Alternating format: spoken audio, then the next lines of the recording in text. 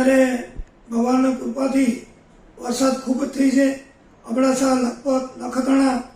તો તમને ખાસ એક વિનંતી કરવા માંગુ છું તમારા પ્રતિનિધિ તરીકે કે આપણા વાહનવાળા ભાઈઓ કોઈ કે માલધારી કે ખેડૂત ભાઈઓ કે કોઈ જાત્રાળુ હોય, કોઈ પણ ભાઈઓને ત્યાં નદી નાળામાં કોઈ જોખમ ન કરે.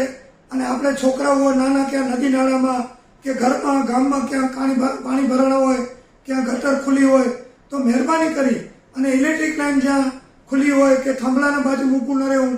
આ બધી વસ્તુને આપણે ખાસ ધ્યાન રાખવાની જરૂર છે, કારણ કે વરસાદ બહુ ખૂબ જ ઘણું છે. તેમજ ખાસ માલધારી મિત્રોને ભલામણ છે કે વરસાદ બંધ થાય એટલે ઊંચા ભાગમાં પશુઓને લઈ જાય, જેનાથી એને પગ ખરાબ ન થાય, કોઈ બીમારી ના આવે. અને આપણે ખેડૂત મિત્રો બધા ધ્યાન રાખીએ. એક દિવસ ખાસ આપણે ધ્યાન રાખશું તો આપણે પસ્તાવાનો વખત નહીં આવે, એટલી મારી આપને તમને બધાને અપીલ છે. તેમજ જે ડેમ નાના 55 જેવા અને મોટા 9 ડેમ છે, બધા ઓવરફ્લો થઈ ગયા છે. તો એના આજુબાજુ વધારે પાણી આવતું હોય ખેતરમાં, વાડીઓમાં કે ગામની આજુબાજુ, તો એનાથી દૂર રહેવું. જેનાથી ઓછીતાનું કાંઈ નુકસાન થાય એવું હોય તો આપણે દૂર હોઈએ તો આપણે પસ્તાવો ન રહે.